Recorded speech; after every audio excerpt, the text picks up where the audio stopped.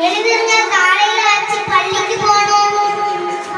Car சத்தம், ரயில் சத்தம், விலங்குகளின் சத்தம், மலையின் சத்தம், இது எல்லாமே நம்மளுடைய வாழ்வின் ஒரு பகுதி. சத்தங்களை கேட்போம், இயற்கையை ரசிப்போம். நன்றி.